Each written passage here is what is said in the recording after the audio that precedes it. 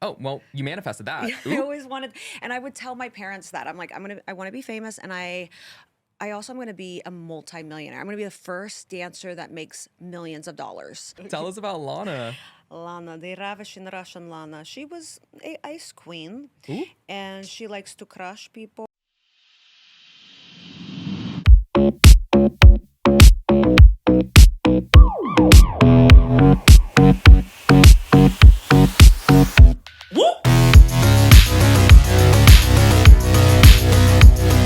Hello, Delulu Divas, and welcome back to Delulu. We are joined today by WWE legend and Money in the Bank champion. We are manifesting that, CJ Perry. She is Miss Hot and Flexible and actually becoming a really cool, amazing friend in my corner, which is surprising because we actually come from drastically different worlds and backgrounds, which we'll get into, but also not that surprising because we are also both natural blondes. So we have that connection already. But hi, CJ. Thanks for coming on the show. Oh my gosh. Thank you so much for having me. I'm so excited. I'm so excited. We've been talking for like, I want to say hours Yes. before we started filming. Yes. And I feel like we've actually done like 10 shows prior to this one. But I'm so excited because I know we're going to get into all the little nitty gritty and everything with the world of CJ Perry. And the world of CJ Perry is expansive. Oh my gosh. You have been in the entertainment industry for a minute now. And I want to start by asking, where does CJ come from and what have you done? But I think the real question is, what have you not done? Oh my God. Because you have touched every form of entertainment. Oh my God. Thank you. Well, you are a dancer, you break dance, you act, you also sang a little bit. Oh my God. Yes. And Yikes. a wrestler, a performer, just truly, truly, truly an entertainer at your core. Who is CJ Perry in CJ Perry's words? Oh my gosh, that's so complex. It is, and that's what we love, and we're gonna get into it. And if you have a little identity crisis or so on the show, we'll figure it out together. Perfect. I go through a lot of identity crisis throughout my day, so. Oh, you know what? There's a new podcast that I was watching about that. It's really good. You need to check it out. Just a side note. What is it called? It's called Identity Crisis with CJ Perry and Jonathan Sava. Thank you. Yes. My favorite current podcast. And Yes. it's so good. We'll get into it, besties. We'll get into it, besties. Yes. Oh gosh. So American born. Yeah. I grew up in Eastern Europe. Okay. My parents were Christian missionaries.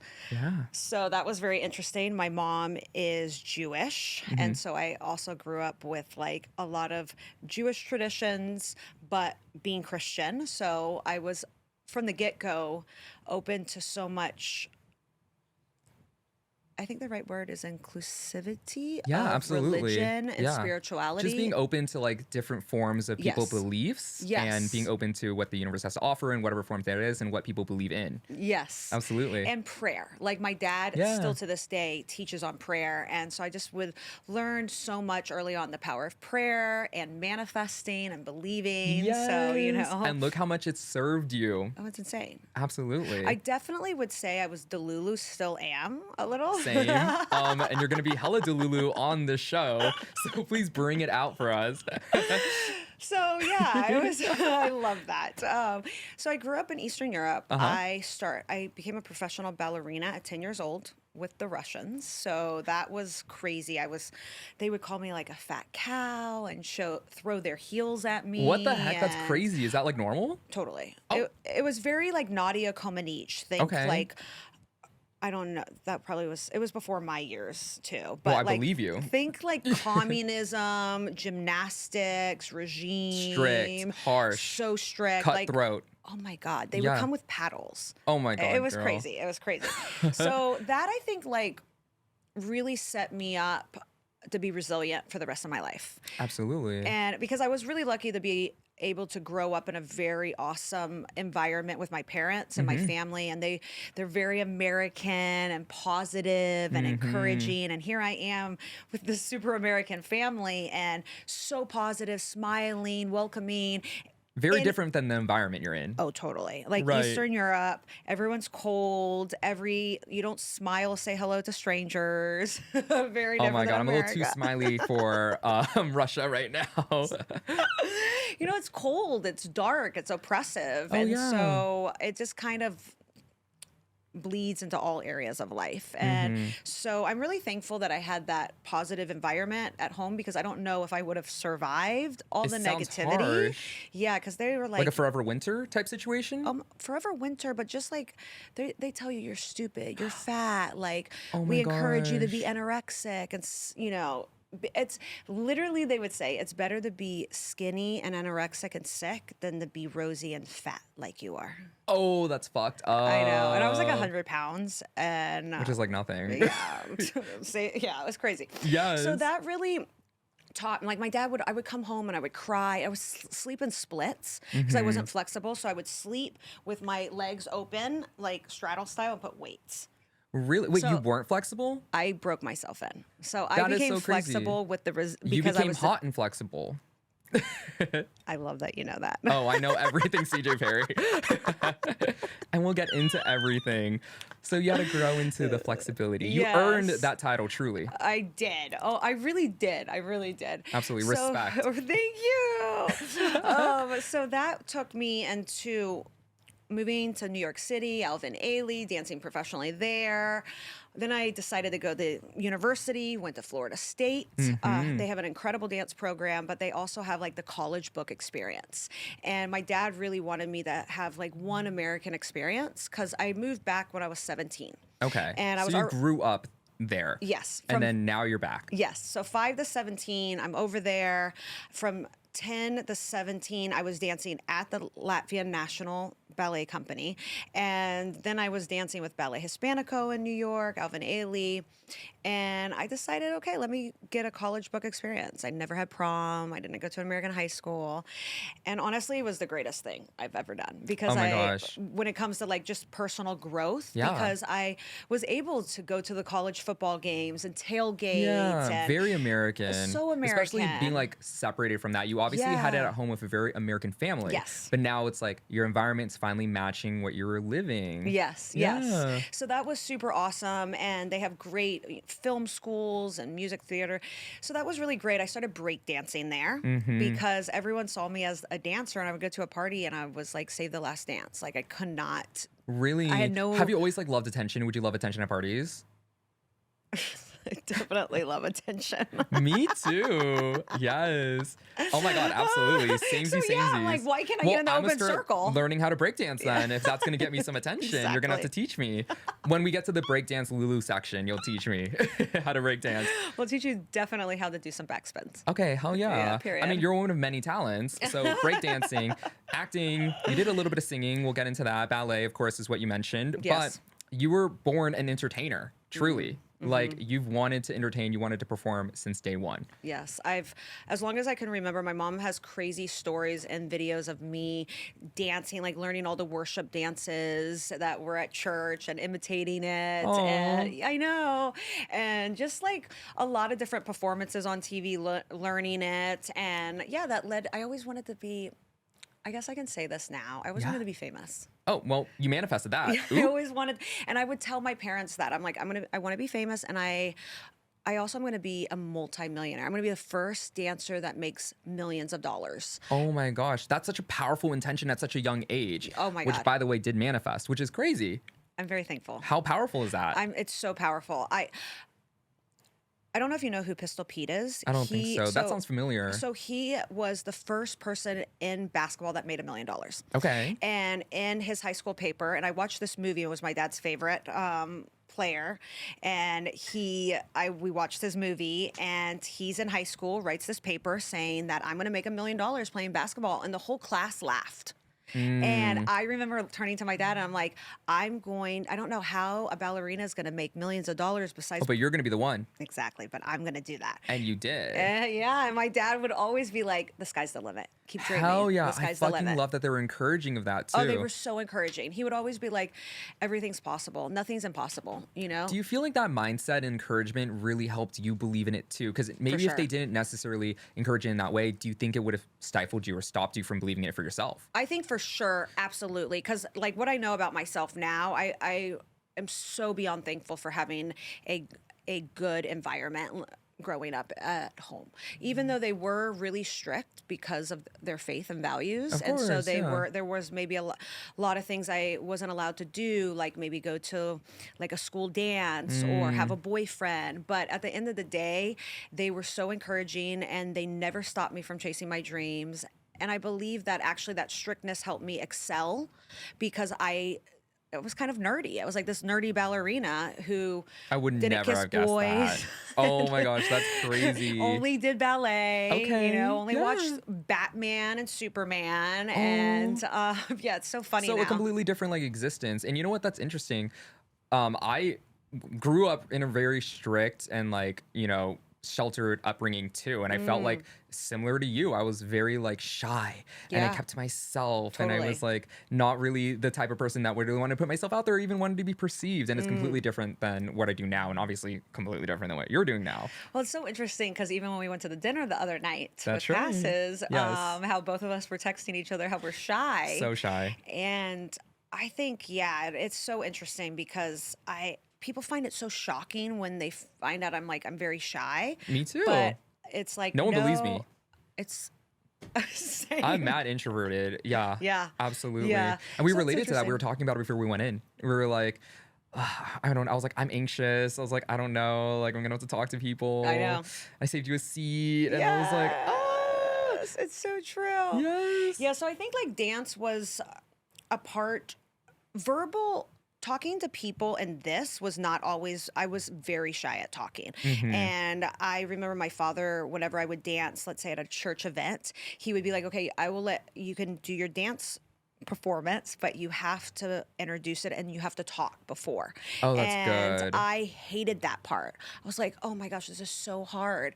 And I'll never forget, I think like 17 years old, I decided all of a sudden, right before this piece I was going to do, I decided to open up about my eating disorders Okay. at church and say, I've struggled with eating disorders my whole life, but like I am choosing to try to overcome this and love my body. And my dad didn't know. Like my dad knew I was struggling with it, and I literally said all this stuff and people are crying in church. And like Yeah. my dad afterwards came up to me and he's like, you're going to do great things with your life. Oh, and you absolutely have. And you're continuing to do so. Thank you. That's incredible. Thank you. I think though it's like you get it because Yeah. with being online, we open ourselves up. Like, Yeah. and I think that people don't understand that there is a price to pay opening up, like that vulnerability of sharing. Okay, I have eating disorder. I'm trying to overcome it.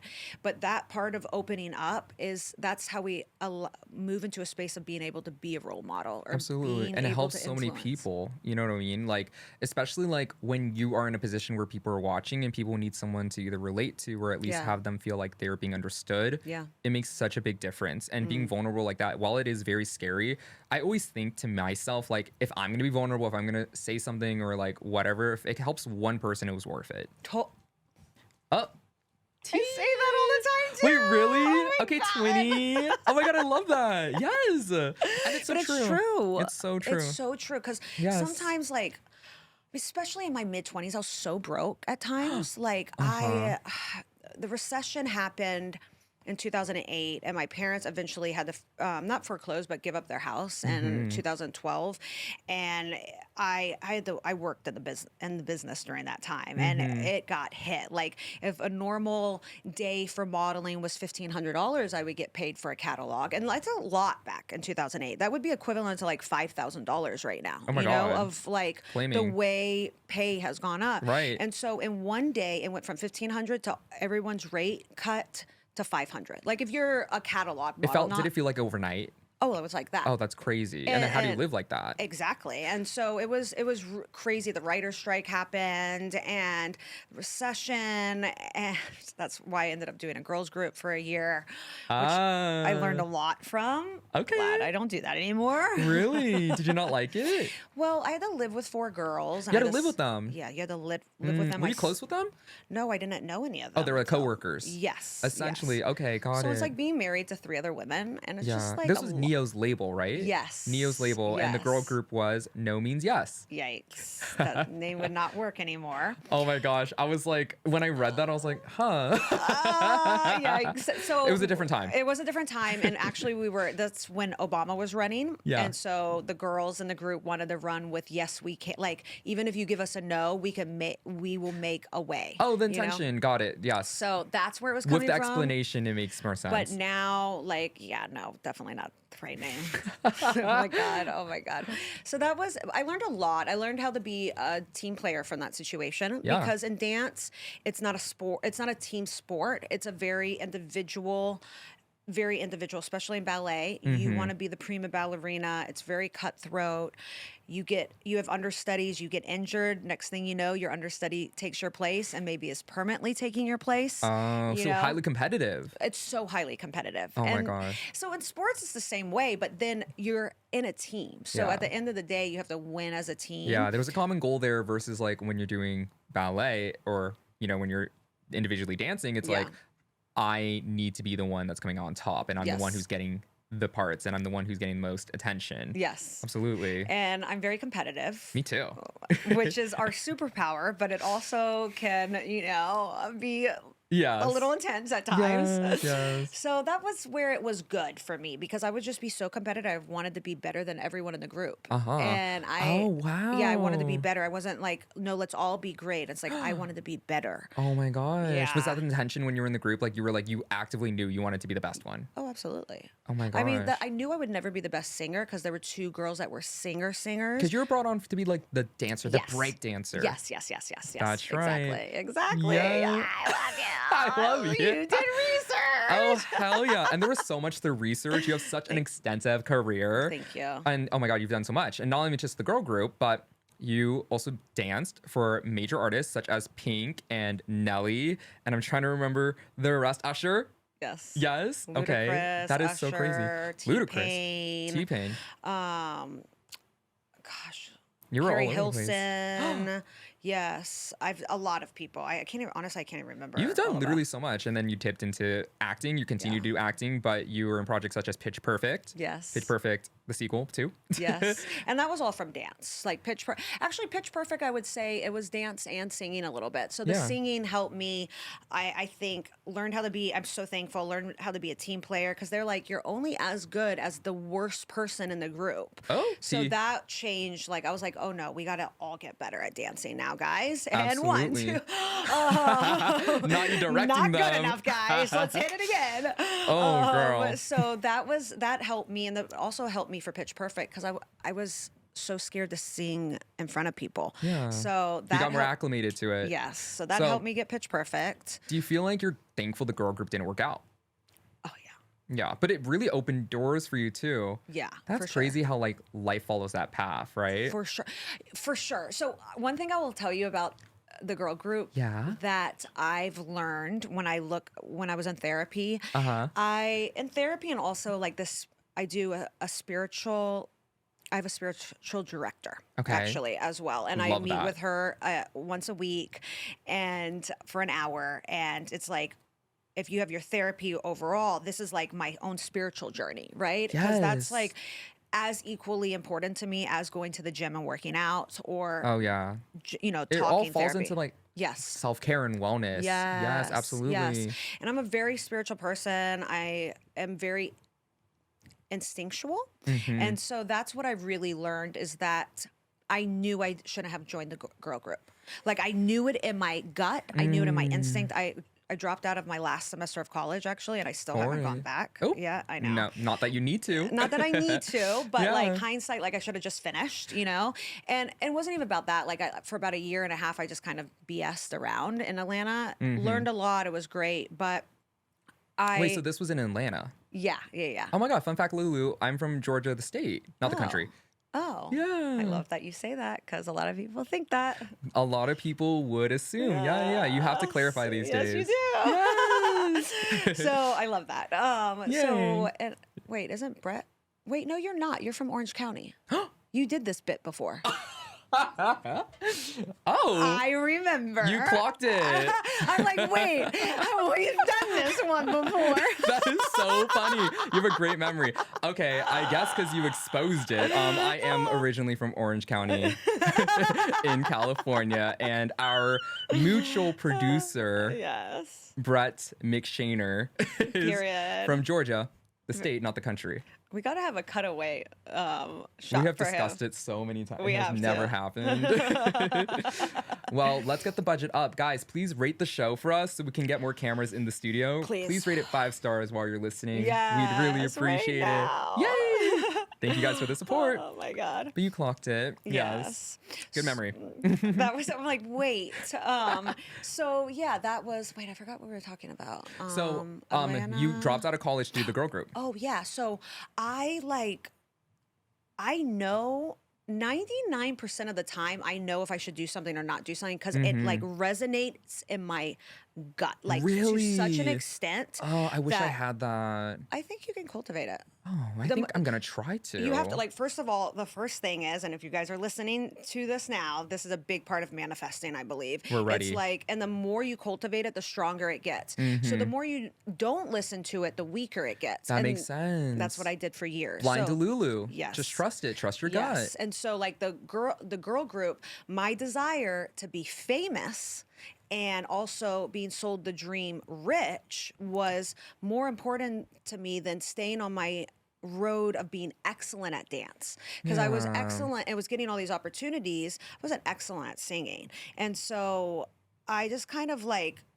got lost because I bought the BS that we were going to become famous. Well, they're going to sell you a lot of And- BS. And to yes. this day, you and I are sold a lot Yeah. of BS. And that's why I just like right now, I'd never believe anybody. I don't even Oh believe my God. anything. I'm like, okay, yeah, yeah. 100% same. Yeah. I take everything with a grain of salt because, Totally. like, I'm sold the dream daily. Constantly. Daily. Honestly, we'd probably be billionaires by now if we had Oh, could keep every coin. 100%. that For every someone's- single person in the world who told me I was a megastar and they were going to Yes. make it happen for me, Yes. like, Yes. then Yes. yes. Oh my God. I mean, they're right, but let's For act sure. on it. For sure. Right. And this city, there's so many, like so much of that. Oh my God, so much. Absolutely. Yeah. Mhm. So that was the biggest, like what I'm one of the most thankful for of that journey. Yeah, is that era now- for you. Yeah, because now I'm like, and to my spiritual director said, I like know I shouldn't have. So every time I have that feeling that something's not right, like Now you really trust it. you just have to at least pause. Like maybe if Or you consider, if yeah. something, if you're getting anxiety, if you're getting anxiety about something and something doesn't feel right, that is your body and your gut telling you, or your instinct, God, whatever you want to say, Right. telling you. Take a second. There's a reason you feel that Take way. a second. Maybe Yeah. it's not no. Maybe it's not exactly what you think, but it is telling you something's not right. So, like, breathe, take your time, meditate on it, pray about it, do more research on it. Yeah. And, like, it doesn't lie. Our instincts do not lie. And you know what? It's such a simple statement to be like, trust your instincts, trust your gut. But like, truly, when you do trust it, like that's when doors open and you Yep. also see things and it's a lot of Yes. clarity. Yes. So I started, this was in 2022. Like I started work, and this is when I had this first revelation. Yeah. Or actually 2021. And Oh. I just got cast onto another movie. Yay. And I had a really bad feeling. Like Oh, I about had a the bad movie? feeling. Yeah, I was like, I don't know. This isn't gonna happen. This Oh. isn't gonna and It was like strong. yes. And my husband is like, you're being negative, and my agent is saying the same thing, blah, blah, blah. And I'm just like, I don't know. Something's not resonating. We go to New Mexico to shoot.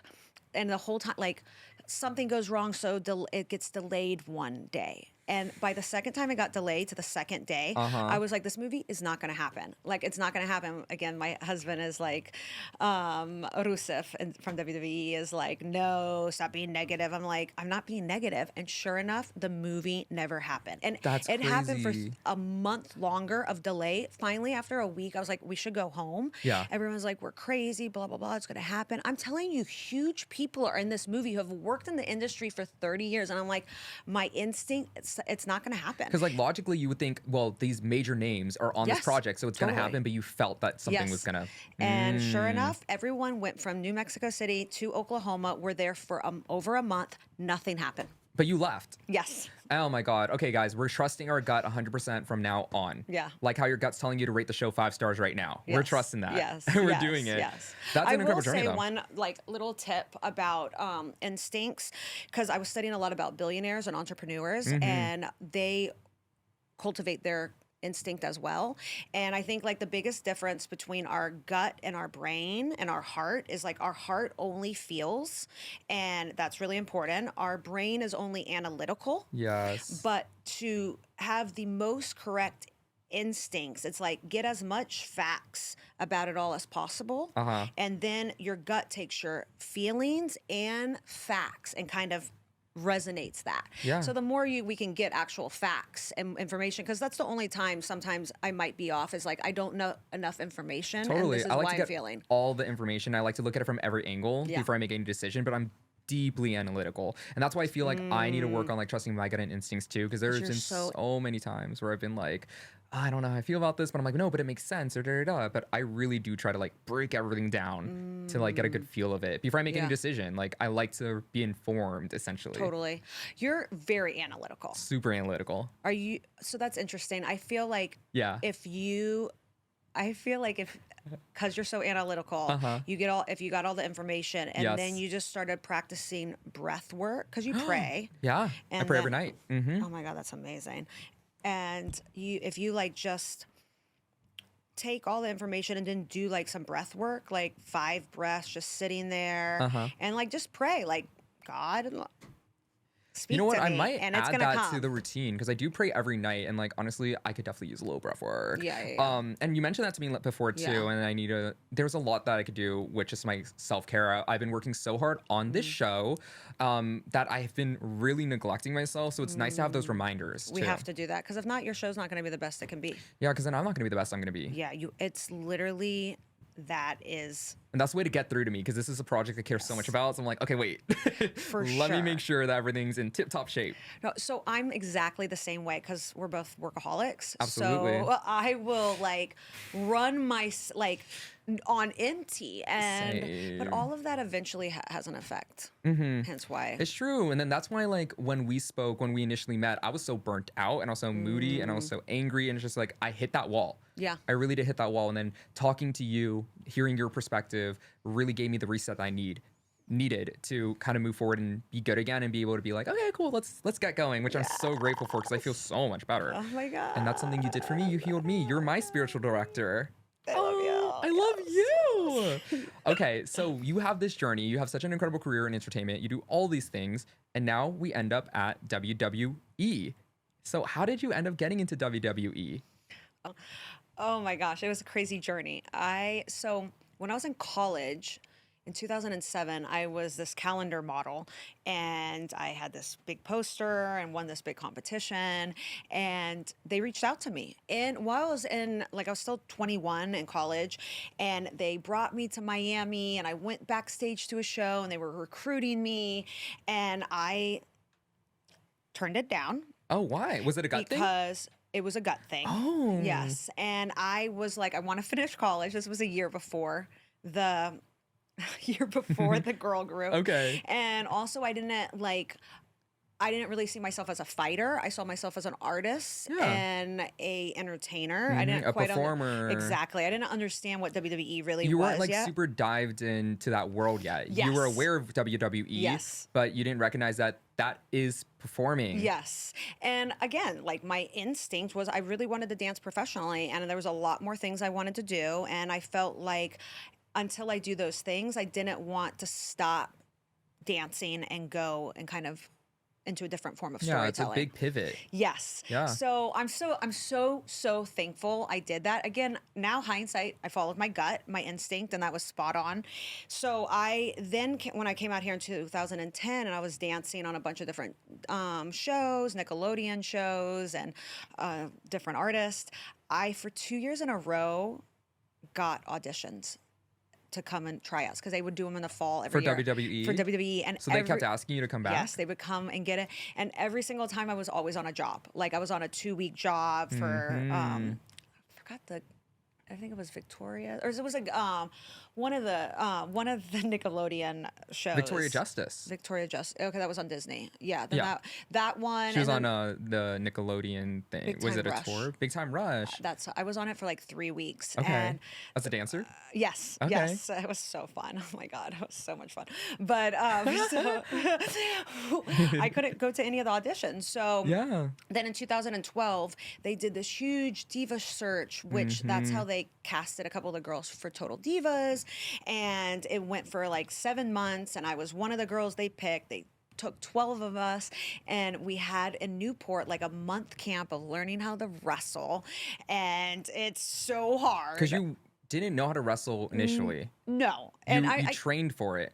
and it's so hard. I don't think people understand, like, this is why they put us through a month camp, because all of us girls were either professional dancers or models or actresses. Oh, right. And they wanted to see if we were durable enough. And it's crazy. Like, us just hitting the ropes back and forth, like, immediately we were bruising, like, literally huge bumps and scabs and blisters. And yeah, it's so hard. It's so hard. I was Yucky. like, I know. I was like, I don't know if I can actually, like, It's not do this glamorous. for a living. It's Right. hard.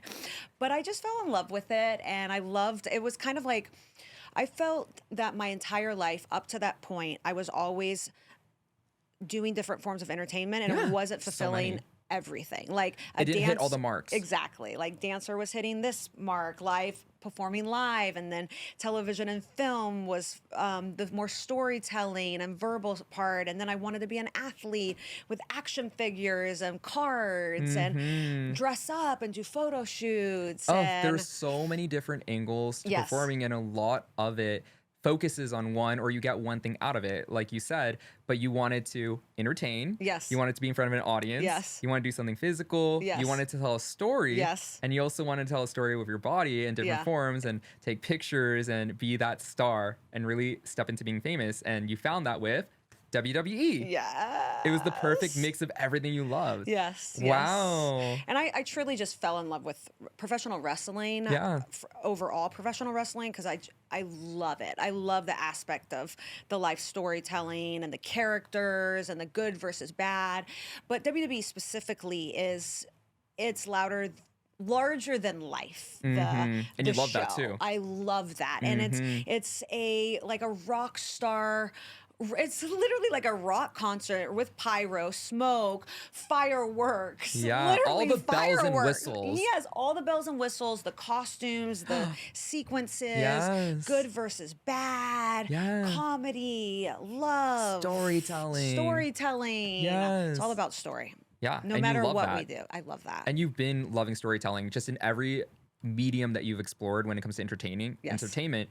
It's about storytelling for you. It really is. And you think WWE is storytelling, but with your body. Yeah. Yeah. And you're absolutely right. That's why I love TikTok and Instagram too, because they're Oh, yeah. platforms of storytelling. Absolutely. Yeah. And it gives you the place to be able to be creative like that too. With low pressure, low stakes versus like a big like platform and audience like with WWE. I mean, Yeah. I'm sure like it's still really big on TikTok and social media. Yeah, no, But- it's crazy. Yeah. Yeah. So when you get into WWE, this is actually where we're introduced to Lana.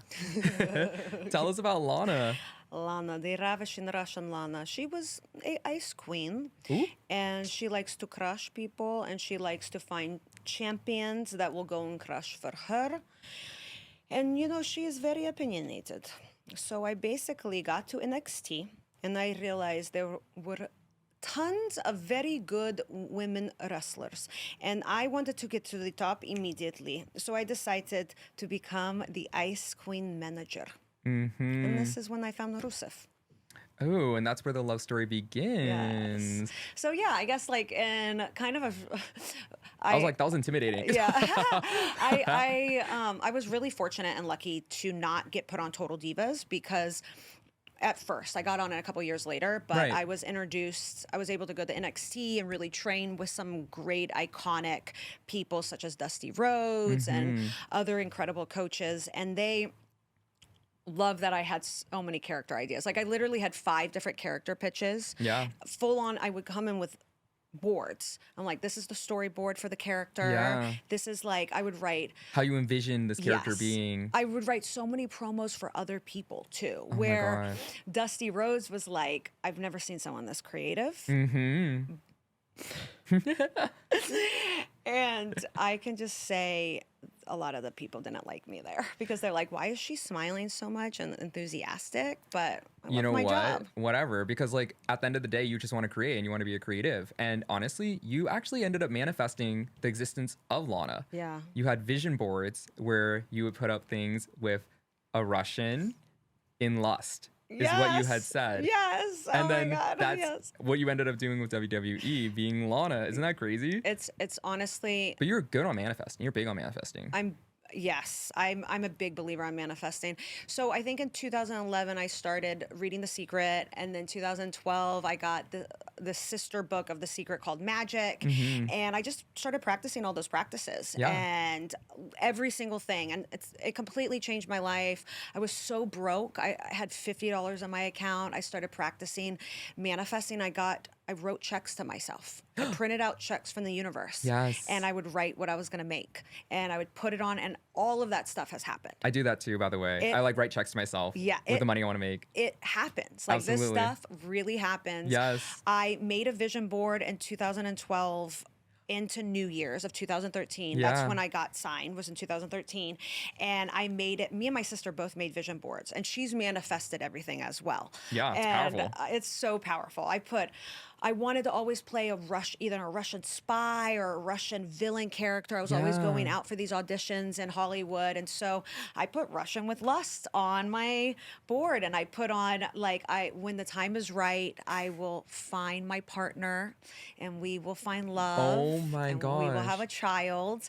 And I put like a little corner up there, and I found out later my husband also did a vision board at the same time. That's crazy. Yeah. And we met 7 months later. Oh my God, that's insane. You quite literally manifested all of that. Yeah, it's insane. That's crazy. And it was just like one after the other. It happened really fast. Yeah. That was so crazy, the turnaround. Mm-hmm.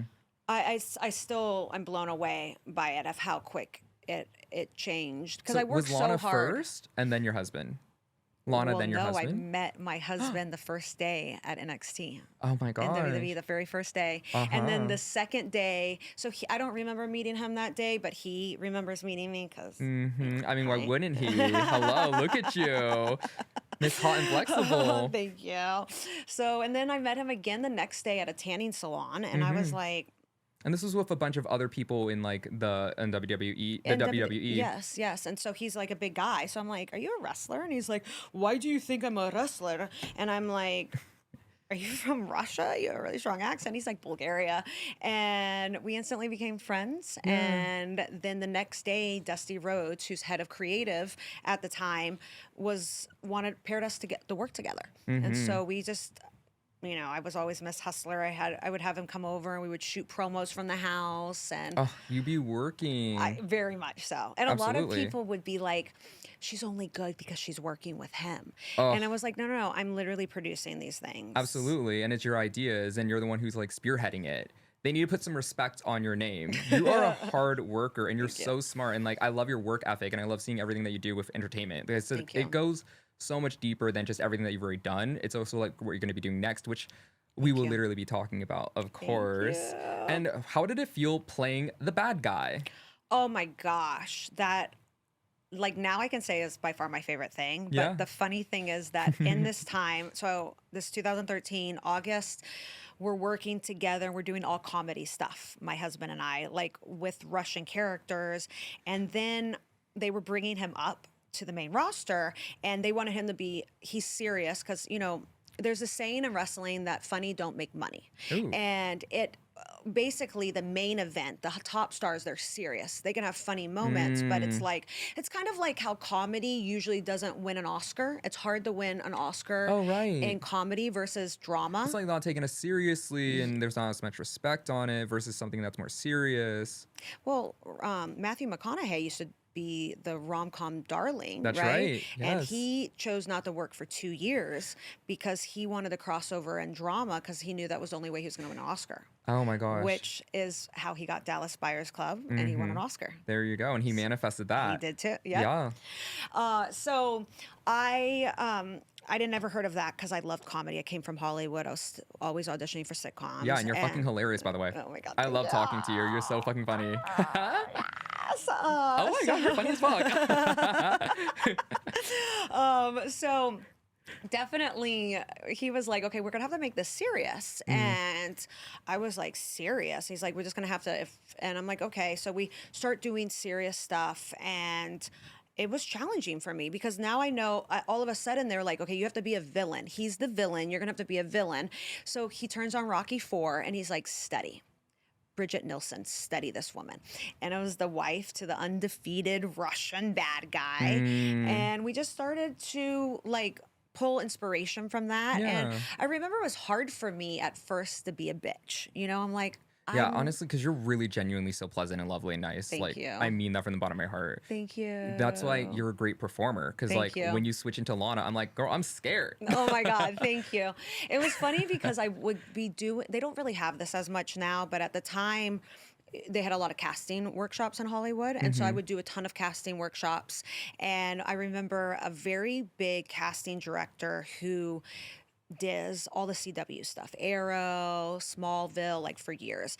I did a comedy piece where I was like a little bit of the dorky, quirky stoner. And he's like, great performance, awesome performance, but I don't believe you're that girl. Like, and that's what acting is all about, and also what wrestling's all about, and also Yeah. what digital creating is all about. Is like Right. we want to know, like we want to believe you're that person. You know, Absolutely. and that's also where always our money pocket is going to lie, right? Is where we realize that people, if they see us for 30 seconds, they're going to believe we're that character. Right. And he's like, I just don't believe you're this character. He's like, you're way too confident, way too like, your energy is like, you do what you want. You walk to the beat of your own drum. And I'm like, oh, okay, yeah, that's very true about me. You Yeah. know, very, very true. And he's like, so watch like, what did he say? Jennifer Lawrence, Olivia Munn. He's like, these type of characters, these type of women are gonna, those type of roles with, I'm gonna do my own thing is what you need to be auditioning for. And so it was interesting. That's what Lana was. You know Lana what? is totally like, she doesn't care if she gets booed or cheer. She's gonna be what she Oh believes yeah, is. she's so Yeah. empowered within herself. She has such a confidence. Yeah. And you're always like studying. Like I noticed that you really do your research just in general, but then like your entire upbringing in your life and your career, like you really, really study. You know what I mean? Thank One you. might say that you're always a student. I received that. Thank Yeah. you. I came up with that. I love that. Thank you. That's amazing. I saw it in a vision. It's so good. Thank well, you know, you. it's interesting because that's what my parents taught me. Like my parents are always like, "Is that a bit?" That was a bit. Oh my God, I can't with you. It's Brett's tattoo on his forearm. I knew once you were laughing there, I was like, "There's no way that he had it in a vision." The vision gave it away. Oh my God, we don't have AC today, so know, I'm, like, I really sweating. need to pull back on the bits. Me love a bit, but you really do truly study so much, and I feel Thank like you. that's something that's like snap back into that so quick. Oh my God, you really do study so much, like Thank you. genuinely, like, and I love that you're so well researched and prepared. Because I do say this, I'm not coining it, but luck does favor the prepared, and you've had so Yes. much fortune in your entertainment career too. Well, thank you. I received that. Oh, yeah. Thank you. It's funny because I had this thing printed out besides my bed that said, "Luck is when opportunity meets those who are prepared." Oh, I love that. And that's been a big thing for me. And also, this industry is a marathon. You know, you just have to stay in the race and keep working hard. And I feel like a lot of people give up too quickly and soon, which Oh is my completely God. fair. This industry, like the entertainment industry, will crush you. Oh my God. It will absolutely crush you. Well, yeah, it's a lot. I mean, that's why a lot of people become addicts, and you know, that's the so many people in any of these industries will addiction, Yeah. and it's just hard because of these things, but And the we're industry in here. general and the environment, it Oh my really it God. calls for it, especially Yeah. like it's all over the place. And I know when we were at that passes dinner, and we were talking, and you mentioned that you were recently sober. Oh yeah. Yeah. Yeah. So I think that's so admirable, especially because like genuinely in this entertainment industry, when you go to the parties, when you go to the events, like it's always going to be like Yeah. you're surrounded by it. You're surrounded by indulgences and vices, and Oh people my are God. partaking, and like these are high stress, high anxiety environments. You know what I Yeah. mean? It's so stressful. So yes, it was hard for me at the passes dinner, and that's why I really appreciate you when I Oh, said I had to verbalize it because it's like helps me stay. It helps with my accountability, yeah. and what was it? I got a mocktail afterwards. Yeah, you got a Immediately, it mocktail. helped me. Like I was fine afterwards, but it's I like got it. I definitely think like the drinking for me started was just because of anxiety. You Yeah. constantly are going out to dinners or going out to premieres or going out to work Yes. events. And then everyone's perceiving you. Yes, and everyone's looking Yes. at you, and I get shy. And having that crutch too, and then beginning to get reliant on it. And I honestly, Yeah. like I told you at that dinner, like, I really admire that you are sober, and Thank it you. is it's still challenging and difficult. And even though you've been in the industry for as long as you have been, it's like still navigating it. And this is a brand new journey for you. So Yeah. how's it for you being pretty much what you've been doing your entire career in life, still in the entertainment industry, still in Hollywood, but now doing it sober? How does that feel? It feels amazing. It You look definitely. amazing. Thank you. Yeah. Thank you. I definitely am so much more productive in so many ways because, like, after I left the dinner, I went home and I edited. I did work. Hell yeah. I Well, worked that night too. On this episode. yes. Yes. Yes. So that would have never happened. Like, never happened before. I would have drank like 4 or 5 drinks. And another thing with Adderall, you drink more, And so I would have done like 4 or 5 drinks at dinner, and then I would have been like, let's keep drinking and let's go out, let's keep socializing. And I'm a good It's time, addictive, And especially like when you get started. It's hard to stop. and it's like we're having a good time. This is fellowshipping, Hell yeah. And Next we're thing working a little bit. yeah, 1 in the morning. Yes. Hi, And it's just like the next day I'm more sluggish. The crashes are worse. My body, there's honestly nothing good for our bodies with liquor.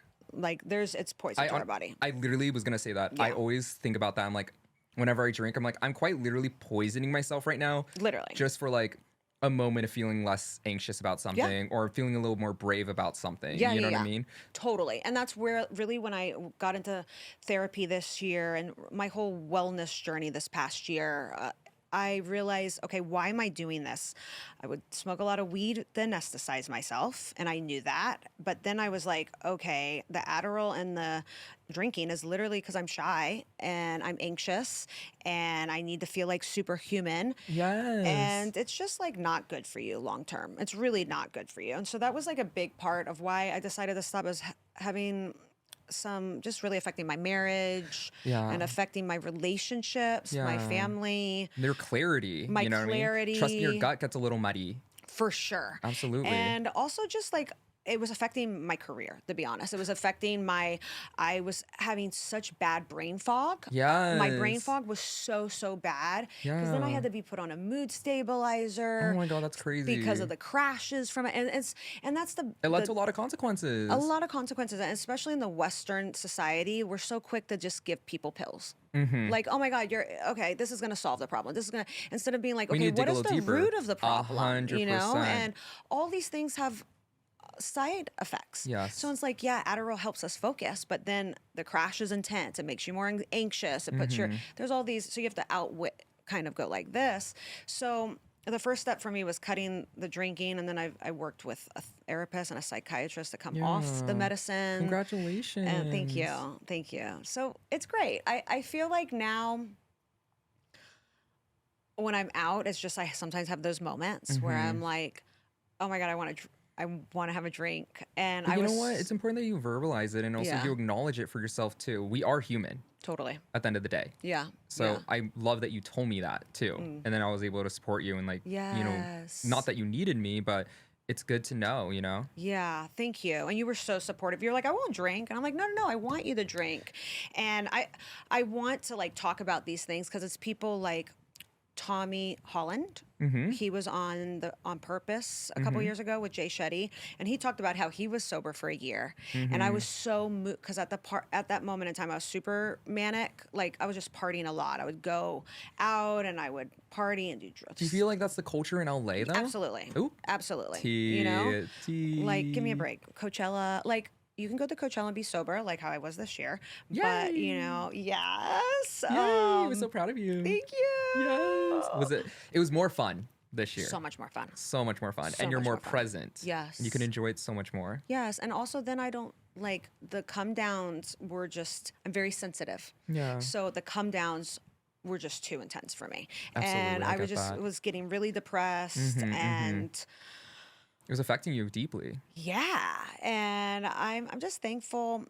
It is interesting, and it's funny because it's like identity crisis keeps on coming. As I think about, like, I used to wear the mask, the party girl, right? That was like my mask I would put on to protect myself Yeah. and like shield myself. And now it's like now the sober girl, right? Yeah. And both of it can be dangerous if that's who you totally are instead of Yeah. it becomes just a part of you. And that's what I'm working on right now. Is just like eventually it's just a part of me. It's like, yeah, I'm sober, but it's not all of me. And yeah, I'm excited about this journey that I'm on and reconciling Reconciling. Yeah. with people and situations. That's beautiful. And I hope to inspire other people too. Well, CJ Perry, we already know you are a multifaceted individual. So not only with all of your talents and everything that you can do, and you could do so much, but there are different parts of you and they can all coexist. And I actually learned that from my new favorite podcast, Identity Crisis, with CJ Perry and Jonathan Salva. Can we talk about your new podcast, Identity Crisis? Oh my God, thank you. Wasn't that a good transition? Yeah. Let's talk about your new podcast. I fucking love it, guys. Oh my God. It's literally so well. Can I flex it for a second? I would love that. It's so incredibly well done. The conversation is so natural and easy and seamless. And it's just like a good listen to feel good and also know that you were genuinely not alone. And a lot of us go through identity crises, and a lot of us, you know, deal with imposter syndrome. A lot of us deal with our thoughts and who we are and discovering who we are. And it's not always a linear path. And that's what I love about your show is hearing it and hearing the guests that are on your show, talking about it with you, hearing your own personal experiences, getting to know CJ Perry a little bit more because you were known, you know, so well known for being Lana. And now we got to see more CJ Perry, which I personally fucking love. And her co-host Jonathan is also so incredible. It's a great show. Oh my gosh, And I'm thank highly you. critical, by the way, guys. Yeah. I'm highly critical. Thank Tell you. us about Identity Crisis, your new podcast. Oh my gosh, thank you for the amazing flex course. introduction. Gosh, it's about having identity crises. It's also about, it's about so much stuff. It's about like, I was a professional faker on TV, you know, essentially, like pretending to be a professional wrestler as I'm learning how to wrestle on television. And so I think like that's what an identity crisis ultimately is like we're constantly trying to pretend to be something because we think the world wants it, or You're so right. the constructs that we live in, or our family wants this, or the internet wants this. And it might not even be true to ourselves. And so that's why we ultimately go through these mental breakdowns or these identity crises or depression or anxiety, is because something isn't resonating, you know? And so that was kind of like the beginning of it, of just talking about my different identity crises. You've had so many identities throughout your life, exactly. too. And that's the thing, too, is like I've had so many different, I feel like, lives in my life that Definitely. I wanted to share those different opportunities and talk to people, especially people.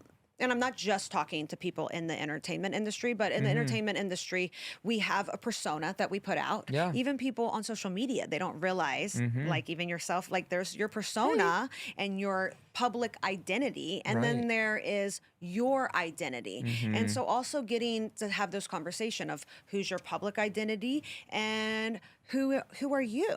And that goes into like even our heroes and our healers, you know, Absolutely. our healers. That is like I want to have my acupuncturist on because I've learned so much from her, and there's so many things, like she's helped save my life, you know, and my Absolutely. quality of life. And so she has her identity, she doesn't really share any of her own story, and she's a recovered addict, also comes from film, like so interesting. And it's, I want to bring on people that we can learn from Yeah. to improve our quality of life. And a lot of times we don't know them and their journey like that because they're our healer, they're our doctor, they're our therapist, right? And that's how we see them. We compartmentalize them, Yes, right? They're our yes. PA, they're our producer. Exactly. Right. Exactly. Yeah. And also just heroes, you know, the local heroes. I mean, we don't talk enough about people that help our lives every single day. The firefighters, you know, Yeah. the police. I mean, I know that a lot of times people are like, defund the police, but they also protect us, you know. And I just want to have a lot of good conversations, like how we had And with being people. open-minded, right? Exactly. Learning from people, learning about their awesome moments in life and also their failures, because the It's more all a we, part of the story. it's all about a part of the story. Absolutely. And you love a story. I love a story. I love a story, and I want to hear people's stories. Yeah. And I want to learn from their stories. I love hearing their stories and your stories on identity crisis. They're such empowering conversations, and I Thank feel you. like they make a difference, and it is so healing. And for me to put in my little 2 cents is I feel like it's so relatable. You know, everyone you. goes through an identity crisis. It doesn't matter who you are, right? It's not even spanning just in the entertainment industry. Right. It's also, like you said, like doctors, firefighters, you know, like your acupuncturists, right? Like people are going through things, and that's something that I have to learn. And I feel like your show is a comfort show, and it feels good to listen to. Oh, and it that's feels awesome. so healing. It was very healing for me. And I have some questions about the show for you. Oh, I love it. We'll go. So I want to know, you know how you spent most of your career being directed, you know, being told what stories to tell, what characters to play.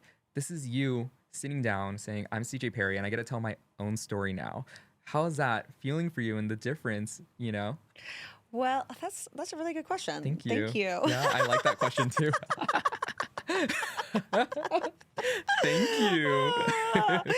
Gosh, it's interesting because I've always wanted to direct. I always wanted to produce. As long as I can remember, a couple things I was always doing was bossing the neighborhood around to do plays, and then also charging everyone in the neighborhood to come and watch the play. So I was always trying to make a dime. Like, as long as I was like, You've been hustling. always, you know. So Period. I'm like, that's a gift. Thank you. Oh, yes. But also just I love creating, Me and so yeah, I can tell that about you. Yes. So I think that has always been there, and I've always been, even as a dancer, I would be choreographing and creating, and in WWE, a lot of people don't know, when I was on the Mix Max Challenge, on Facebook Watch, when Facebook Watch just started, Yeah.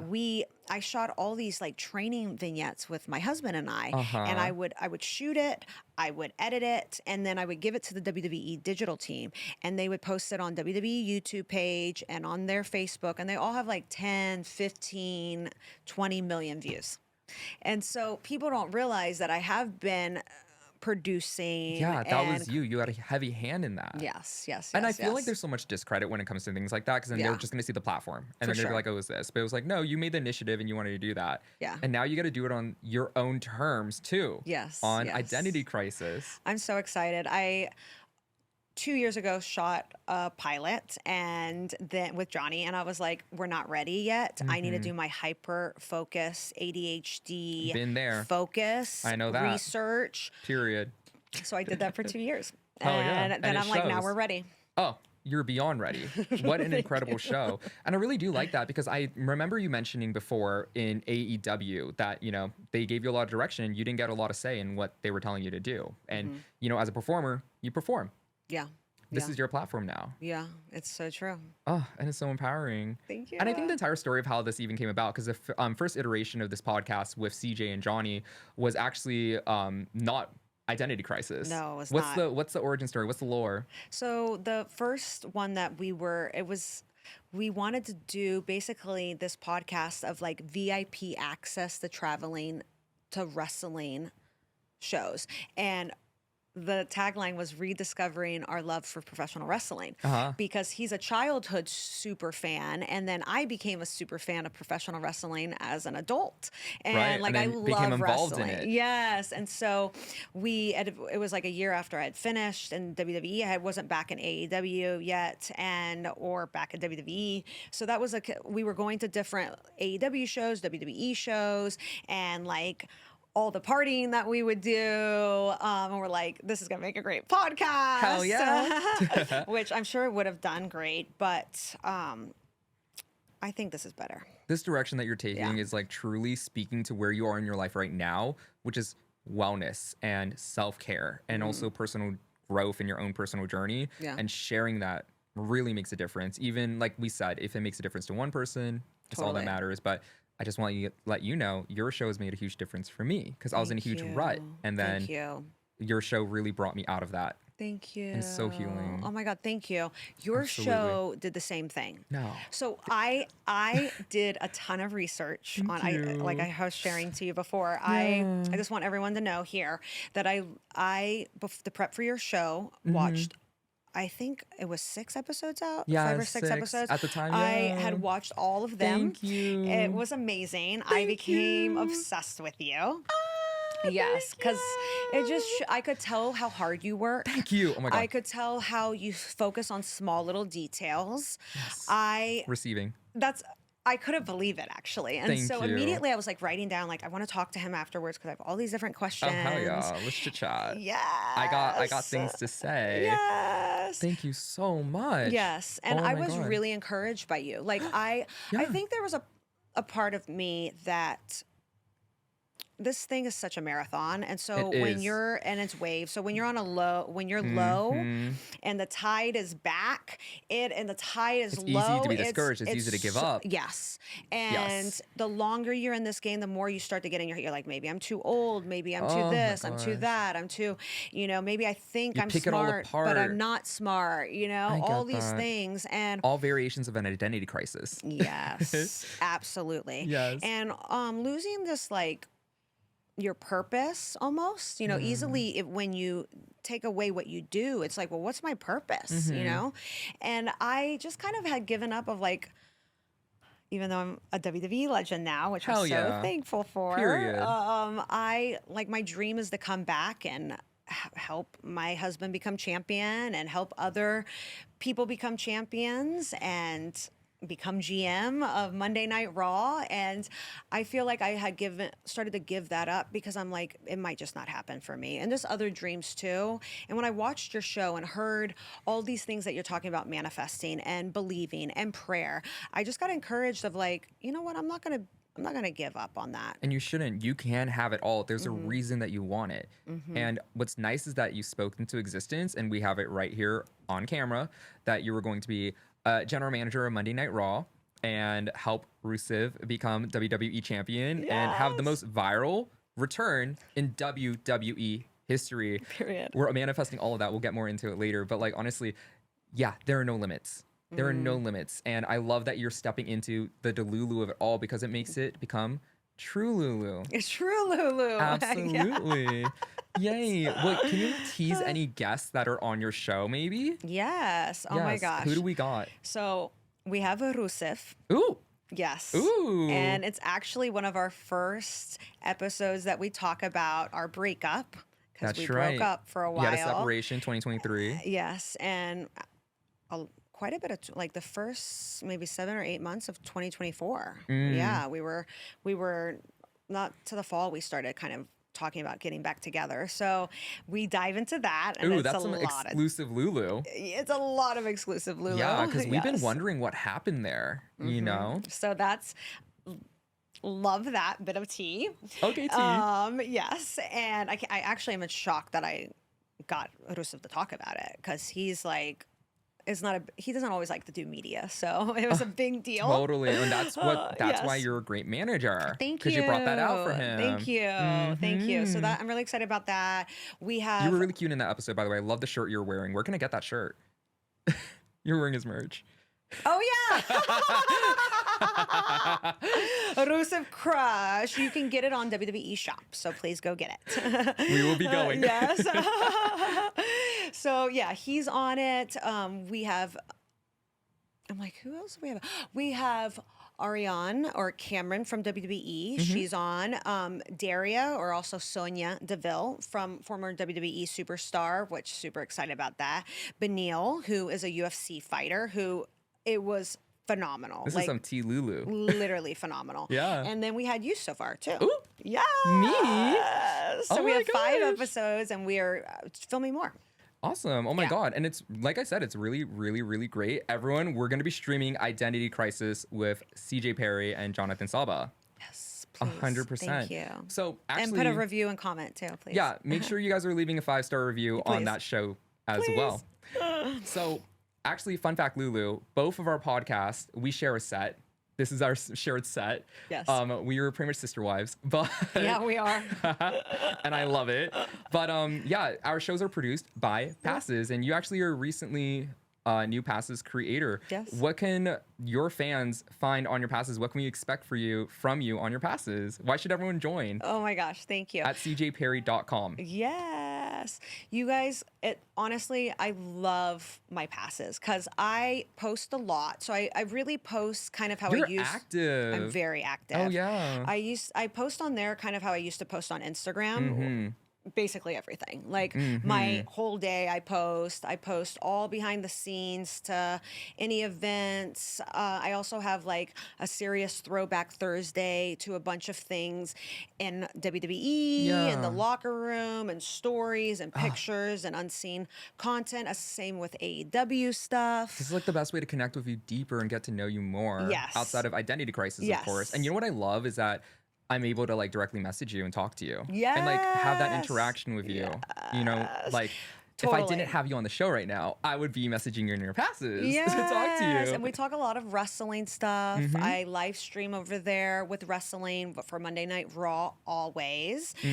Also SmackDown sometimes, and the premium live events I'll live watch. We talk about it with the fans. I also give 8x10. What a great signed- community. Yes, incredible. 8x10 Signed signed. 8x10, different tiers. You get free 8x10 signed, and trading cards and merch signed. Oh my gosh. So you that's were on different tiers. spoiling us over there. Yes, I appreciate Okay. I appreciate you guys. Everyone, we're subscribing to CJ's passes, and you can do that at cjperry.com.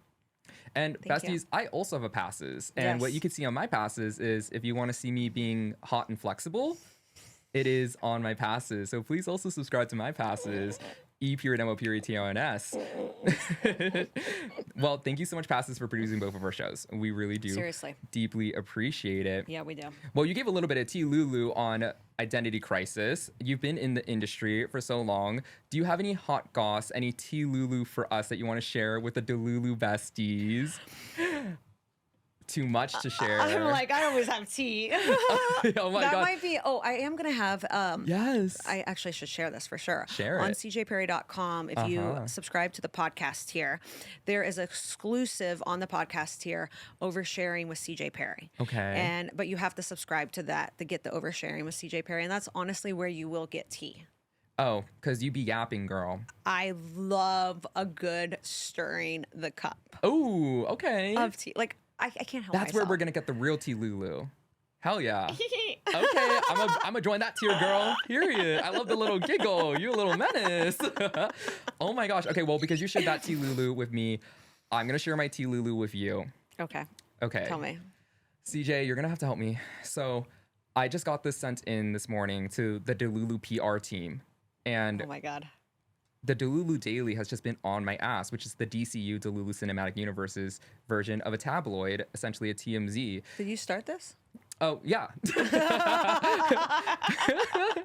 We're in a world right now, girl. I love this. Yeah, they just released another fucking article about me. I haven't read it yet, but I did peep your name on it. And could you just read it to me so we could see what's going on here? I haven't seen it yet, but This is it the looks Delulu scathing. This is the Daily? Delulu Daily. Oh my God, I'm scared. So this is a tabloid about me and CJ. I did glance at the headline. It stressed me out a little bit, but I was like, CJ's coming on the show today. So let's let's just squash it. Let's clear up any rumors. Okay, let's do it. Oh my Okay. God. Am I reading all of this? Yeah. Out loud? Yeah. Okay. Delulu Daily exclusive. Secret feud brewing between Delulu host Ryan Liu and Identity Crisis star CJ Perry. Brett, did you know about this? Oh my god. Oh, what did they say? Secret feud? Oh my gosh. What is it? Is there a feud brewing between the Delulu podcast host Ryan Liu and Identity Crisis host CJ Perry due to sharing a set? Ooh. Yeah. Oh. Oh my god. I mean, you do be booking on the days I want to shoot, I've noticed, but I wouldn't say I was ever upset about that. Word on the street is that the tension is stirring things up at Pass's headquarters. Not the HQ. Oh my gosh, the HQ. What started as a friendly competition has allegedly spiraled into side eyes due to scheduling conflicts and guest overlap tension. Huh. Sources say the two avoid interaction. I mean, yeah, I don't know what to tell you, but I need you to leave right now. Oh, the Lana slipped out. Yes, maybe I should start. Someone always leaves early.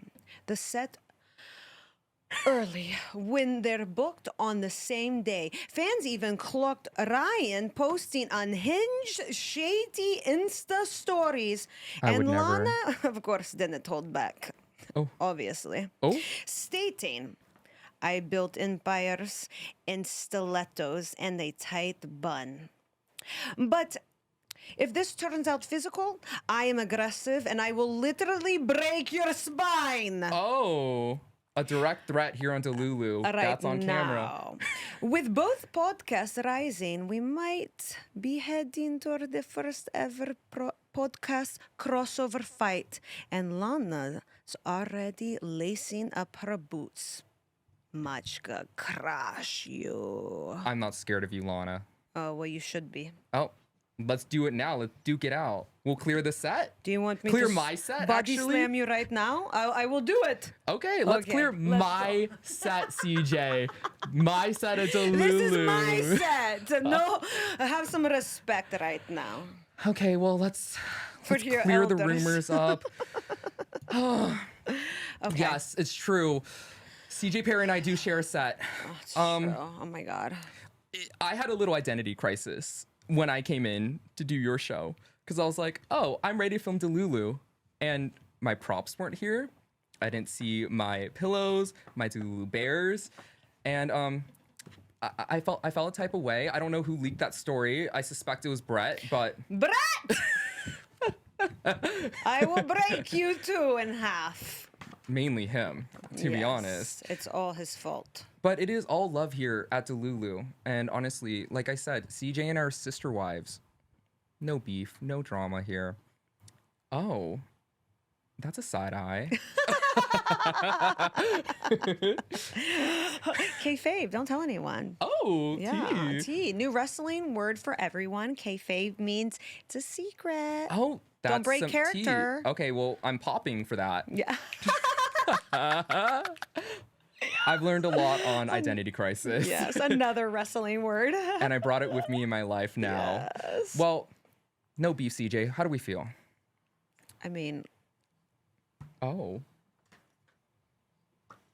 Should we work it out? What's the issue? I mean, you have no chance to stand against me, so good luck. I mean, it was my set first. Eat some eggs and do some push-ups, and then we will fight. Okay, I actually have people who do that for me. So Brett, eat some eggs and do some push-ups. No. I love you. I love you. You're the best. Oh my God, I'm so sorry. They're just, you know how the press internet. is. You know how the tabloids are. I know. It's like we're Jessica Simpson in 2004 or something. It feels like it. It really feels like it. Oh my gosh, that was crazy. We can't get the paparazzi us like Justin. Literally. Both of us. They're just following us.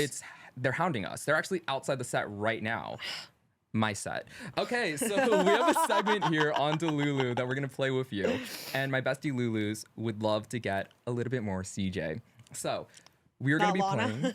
Oh, Lana, Brett can handle that. Yeah. CJ right now, though. So we're going to play WWADGD, which is our segment here on Delulu. What would a Delulu girl do? Ooh. My bestie Lulus over at my Passes Besties have submitted their questions, concerns, dilemmas, and they would love our Delulu advice on it. Okay. It could be serious or it could be Delulu. We just want to hear what you would do in these situations. Are you ready? I love it. Let's go. Okay. So, bestie Lulu number one. You know what? I'll just admit it for the messiness. This is my question. I have a crush on my therapist. It's stressing me out, but I can't talk about it to my therapist because he is my therapist. What do I do? That one was me. I submitted that one. Wow. Yes. Oh my gosh. Wait. So I don't think he watches the show. Oh my gosh. This is amazing actually. So for real? This is a for real question? I have a crush on him, but in like a daddy way. He's like so fatherly to me, and he's like so like caring and nurturing, and he really listens to me and like gives me advice and is a therapist. So I do have a little crush on him. I just had a therapy session with him literally 2 days ago, and I swear to God, I thought I saw him on Grindr. I thought I saw him on Grindr, and I asked him, and I was like, blank therapist name. I think I saw you on Grindr. Was this you? He had the same age as you, and he looks like you. And then he was like, no. And I was like, okay. I think I believe you. I do. But then I was like, in my head, I was like, I wouldn't have minded if it was you.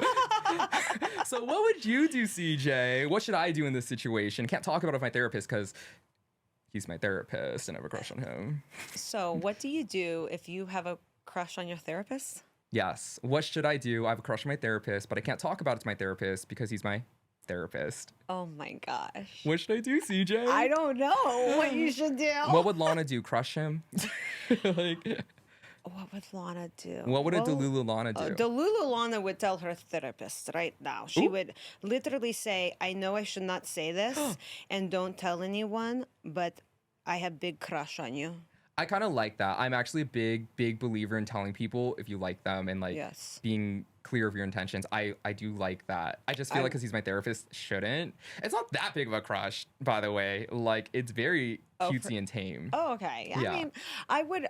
CJ definitely would not in that setting. Yes. You know. Yes. But I have always was that girl for sure. If I had a crush on someone, I went after them. Really? Yeah, I was definitely. Did you find yourself chasing like your interests?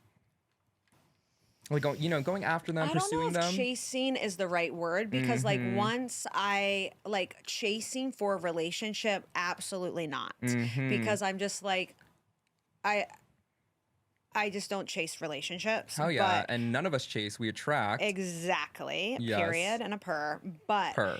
if I have a crush on someone, like not now, but like prior, I have a husband, prior to Miro, if I had a crush, I would just like definitely let it be known, like go after it. Me too. I notoriously tell my crushes I have a crush on them. Yeah, Yeah. totally. I would definitely pursue it, and then I let it like. But not in the therapist situation. Yeah, no, that's a little complicated. Okay, besties, what But would where you do? are you doing? Leave a comment. Oh yeah. Let us know. Oh yes. Where am I doing the therapy? Yeah. Just BetterHelp. like in his bedroom. I'm just kidding. I'm just kidding. No, it's through my it's through Kaiser. It's like my health thing. Yeah. So I'm like, if it was BetterHelp, you could just change this. No, I need him so bad. So if you happen to be watching this, disregard it. Anyways, so we have another situation here, and this one is not mine. So this is from anonymous bestie Lulu on my Passes community. I'm trying to unfriend this girl, but she literally shows up everywhere I go, and I swear she's stalking me. What do I do? Ooh, that's a hard one because I have a friend like that too. No way. Yeah. And so what do you I do? relate. I just keep it neutral. That's good. Because this is Keep the thing. peace. This is the thing. It's like, is the person dramatic? You know, like, or they were doing too much. yeah, because if the person that is pursuing you is drama, they could create a much worse headache if you're like, I don't want to be friends with you. 100%, because then they're going to blow it up and they're going to make a big deal. I completely agree with that. It's a Yes. delicate situation. Yes. And sometimes it's not even personal. You know what I mean? For sure. Yeah. Yeah, I have a friend. I'm not going to go too in detail about it. Name them right now. I'm just kidding. You'll get that on the third tier of CJ Perry's passes. Yeah. So yeah, it just has to be. So many times I just want to turn to this person and go, I can't be your friend anymore. Like, please, this is not working for me. Really? And for about 29 different reasons. But then I'm like, no, that's what that person would do, and this person loves drama, and this Don't person will feed tell into this it. exactly. So You're healed, you're evolved. exactly. So just like be nice and cordial and keep it moving. You're busy. Period. You're too Yeah. busy for that. Exactly. And you don't want to focus on it. I guess Totally. that's my advice too. Keep it neutral because you don't want to Yep. blow it up. You don't want to make it sensationalized. And, you know, people are capable of being people is Totally. what I have to say about that. Yeah. Keep it neutral. I completely agree with you on that. Totally. So we have one more from another anonymous bestie, Lulu, in my passes community. They ask, my boyfriend's roommate keeps explicitly hitting on me. What do I do? I've been in that Girl or situation. Boy, Or person. yes. What for would you real, do? I get you. That is. Yeah. We've been in that place Oh, before. yeah. Oh my Oh, yeah. God. Oh, yeah. Yeah, I was in a really awkward situation recently where a wife's husband, I didn't know these people very well. I was at my friend's birthday party, and Yeah. the wife's husband was hitting on me every single time. She would just like leave his side. Like, could be like right over there by the door. He would be like openly hitting on me. And I Okay. was like, this is very weird. Yeah. You know? Again, what are you like? What am I supposed to go tell the wife, and then all the drama breaks out? You know? Oh my God, absolutely. Because there's no perfect answer for that. Yeah, Because it creates so- situations. I would avoid at all costs. Like that's it. I don't know. It just can get really. Even when I've told my husband before, like, "Hey, this guy was hitting on me." Like maybe we worked with some people, and Yeah. especially when we were like on and off, you know, and people knew we were like on and off or were broken up. A lot of guys that he worked with would hit on me and slide in my DMs, and I just maybe You didn't one or entertain it? two. No. Okay. And one or two of them I might have told my husband, and that did not go over well. Oh He my was blamed it on gosh. me, and so No, he didn't. Yeah. So, But you didn't initiate. no.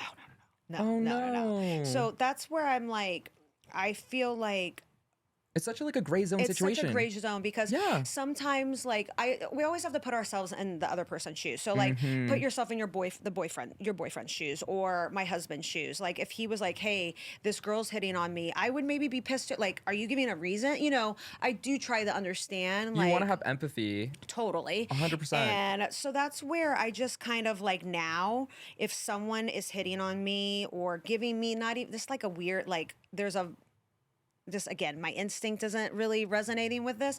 I just avoid that person. You know, like you just have to remove your situation, and you have to tell that person too. Like you have to tell that person, stop doing this You were because acknowledging this it. Yeah. is weird and it's inappropriate and it's disrespectful. And if you do it again, I will have to tell my Oh my God, boyfriend. you were so evolved and mature. I love that answer. Like very, very, very like well thought through. Am I a bad person if I say that I would like that attention? Is that terrible of me? I'd be like, hey babe, can I come over? I'm half kidding. Only half though. Only half because you know what? The Brett Ryan blackmail jar is just filling.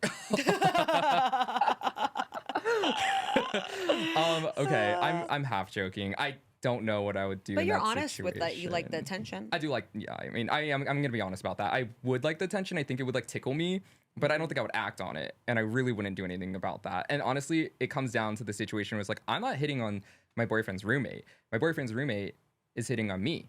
You know what I mean? So I feel like I'm absolved from responsibility from that. You know? So I agree with you completely. I do, though. Like this is something with straight men. I don't know how it is with other men. But All men are the same. I'm just kidding. Yeah. Well, I do think like straight men, and this is why No Means Yes is a terrible name, because if you do just like that, like you don't say anything, They're gonna keep hounding. they think it's No Means Yes. Oh my gosh. Like- Not the iconic girl group from the late 2000s. Oh my gosh. And we know how that turned out. It is Okay, set the boundary. You're really saying like Well, but stand on also that. it's interesting because a lot of my gay guy friends who are married, they have no problem like if they bring some guy friends over and one's getting hit on, like they'll all end up like They living their so best do. life. And Oh so my it's God, also a little bit yes. different. I think maybe that. This is it's so nuanced. Like it's a Yeah. nuanced question. There's so many layers. It's a situation. It's who's this Totally. roommate? Like who is this boyfriend to you? Like there's so much to get So into. the dynamic of that, everyone's dynamic is different, you know? 100%. And maybe it could be appropriate, or maybe it could be something that needs to be discussed. I guess realistic Lulu, it comes down to communication. Totally. Maybe talking about it with the boyfriend, and if it is something that makes you uncomfortable, you know what I mean? Like definitely at least express it 100%. to the boyfriend. You Yeah. know what I mean? Like at the Yeah. very least, they can talk about it with the roommate. Yeah. Or something of the sort. I just think with my encounters, like going and talking to my significant other, often like it causes more drama than me or that person. If they have a significant drama, like significant other, if they find out, it causes more drama instead of like literally talking to the source and being like, hey. 100%. So that's like if you really want to like cut it. There was something I was going to say about this. I totally forgot. Oh, but this is like a much bigger subject. Yeah. I sometimes wonder if heterosexual relationships, unless it is a fully open relationship, which is, it happens, but not as common, I think, versus like my friend is, actually she's my publicist and she's gay, but she's in a polygon. Is that the right word? I believe you. I don't know. Poly relationship? Yeah. Polyamorous. Not polygon. Polyamorous. Polycule. Okay. Don't put We the other word. believe you. Fact check. Polycule Yes. relationship where she's actually her girlfriend is married to a man. And he like he's allowed to like go hook up with other people. And then she has a girlfriend, and that's my publicist. Wow. And they have a full-on relationship, and then like sometimes they all hook up, and it's very interesting to me. I love that for them. That's I know. so sick. I love that the forms of love and like, Yeah. you know what? Like one thing I really loved, I think it's amazing. I never heard of never knew someone that close. I'm like, tell me all about it. Oh, 100%. Yeah. Give me the Lulu Yeah. on that. I think like that's such an interesting topic for me, just in relationships in general and sexuality. And we don't even Yeah. have to get into it because I could really get into it. But Yeah. what I loved when I was studying psychology was human sexuality. And it's just like so deeply nuanced, and it's not black and white, but I think people like to believe it's black and white, which complicates things. And I think it can lead to an identity crisis. You know what I Yeah, mean? for real. there's Definitely. a lot that goes into that. That's a Yeah. really interesting bit though. Yeah. Oh my gosh. Yeah. Okay, that's TT. Yeah. Well, love that for them. You might need to have an exclusive podcast for your passes. Absolutely. Where When we we get just funding get for tea. that, then Yeah. yes, I would happily do that. I love creating. So if anyone wants to fund that, Yes. I'm very open to it. Okay. Well, CJ, I ask every guest on every show. I want to know, what is your most Delulu take? What do you got for us? Oh my I'm God. pretty Delulu. I got some Delulu up in here. Wow. Let's see. Delulu, like just anything. Yeah. It could be silly, controversial, serious. It could be anything, really. What's Delulu for you, Lulu? Like a Delulu opinion. Anything. Oh my God. It might not even be Delulu. I might agree with you. Okay. Gosh, let's see. I don't know. I don't believe in aliens. I don't think that's that Delulu. Actually, it's a low Delulu. I fully believe in aliens. Really? We're the aliens. Is this a bit? No, we're the aliens. We're the aliens. Who are the people? Or who's not the aliens? Well, what are people? It's not a I bit. know. It's not a bit, but it's a low introspective Lulu. That Like is interesting. we're the aliens. You know what I mean? Like we are aliens.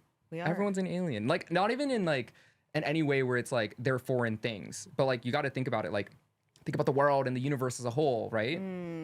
There's so much out there, and to a true. different planet, to a different like I mean, what is aliens?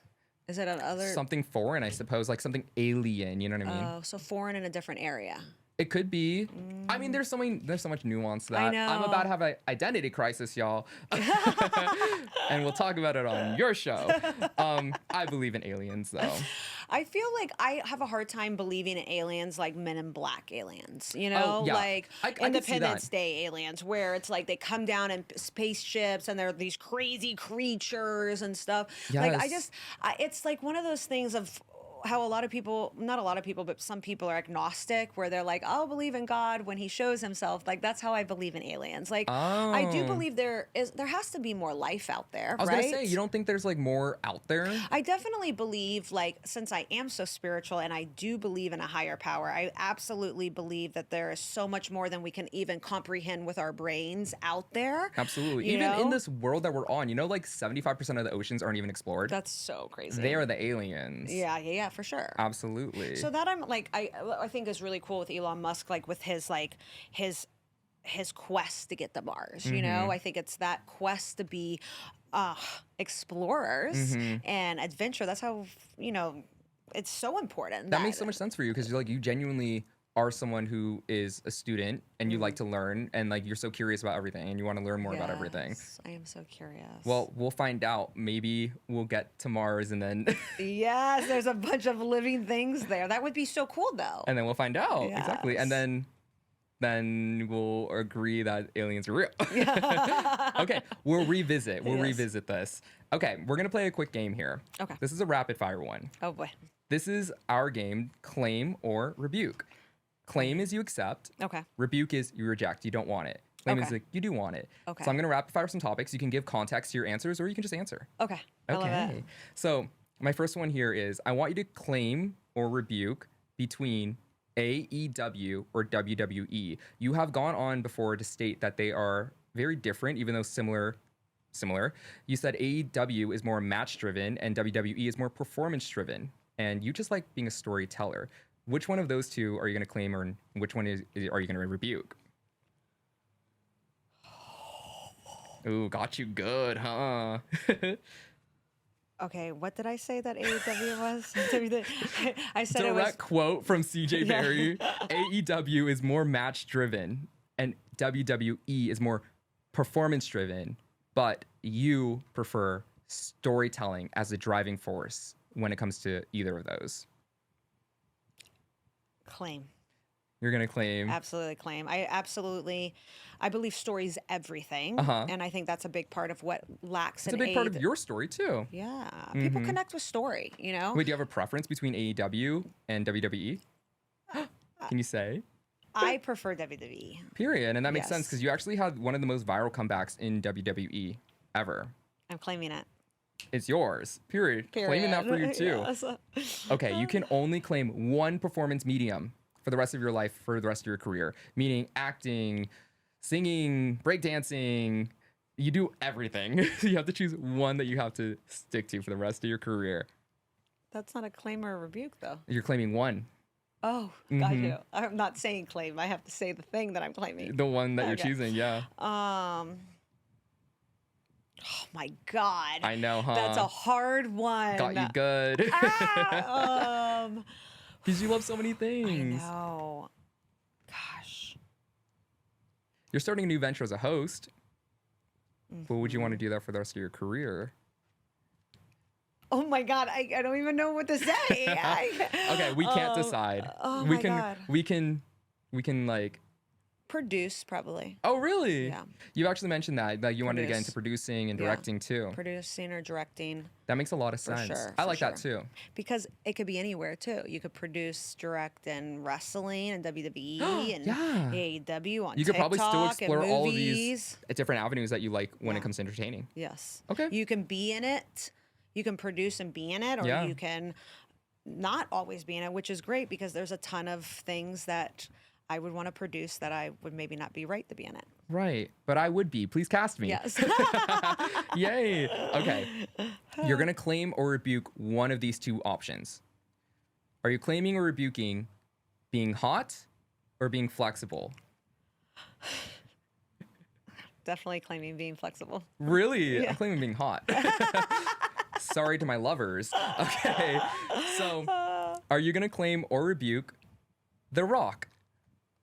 Rebuke. No, Ooh. I will claim him, but I will much crush you. What's the Delulu on that? What's the beef with The Rock? Well, actually, that's really funny because Oh my God, funny story. So we had in 2014, epic segment with him where we didn't even know we were doing our segment with The Rock. They gave us paper, told us I learned this whole promo and everything. And then they're like 7:15, meet by this bus backstage. We go, they're like, okay, come into the bus. We're going to practice the segment in there. I'm like, okay. Walk in, The Rock is there, Ooh. Dwayne Johnson. And they're like, sorry, this is new segment. And so, and mind you, half the segment we did on the fly out there. He was like, follow my lead. It was insane. The most insane experience. Like, it was so electrifying. They call him the most electrifying superstar, WWE superstar in the world. And truly, like, I was getting goosebumps being in the middle of the arena with all the people and the chants. It was insane. So anyways, he called me a streetwalker. Then. Ooh, why? Yeah, because I was hot and flexible. Period. So then he came back about a year and a half later, and ran like I was engaged to my real life husband, and the segment was basically him calling me out that we did a bunch of like wheelbarrows. Wheelbarrows. Wheelbarrows. Wheelbarrows. Big word for Elmo.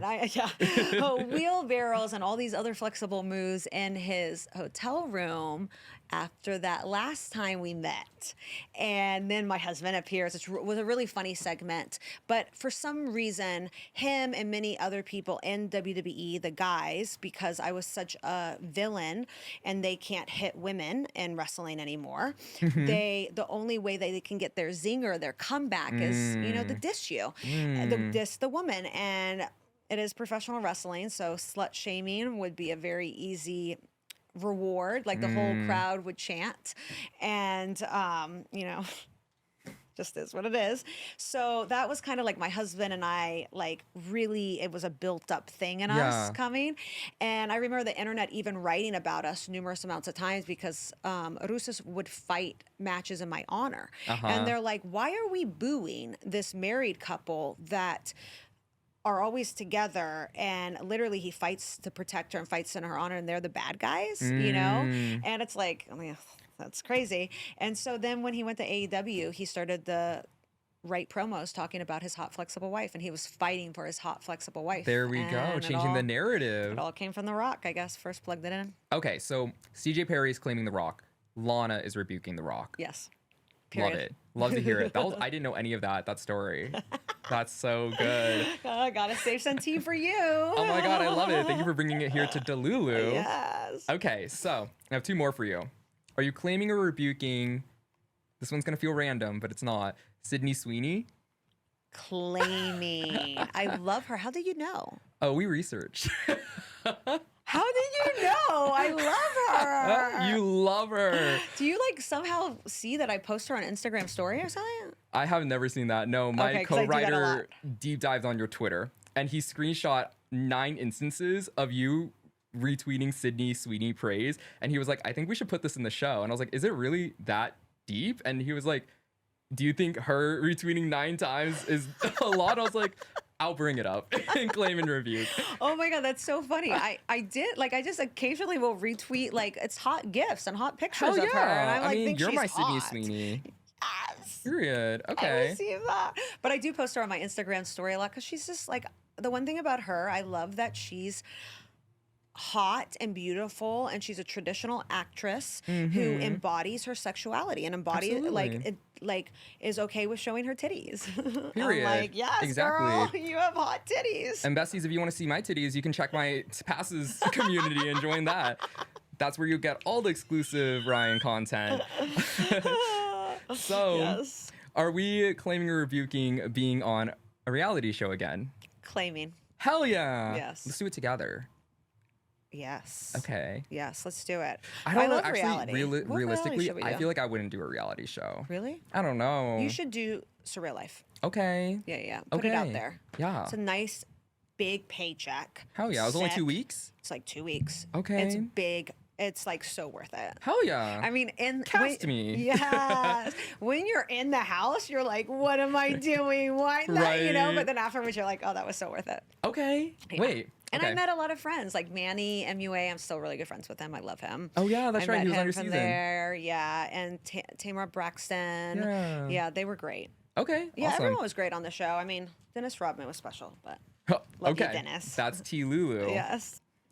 Okay, CJ, I got something for you. The fans are dying to know. This was a highly requested question. So, how do you explain the fact that you never held a title as champion in WWE?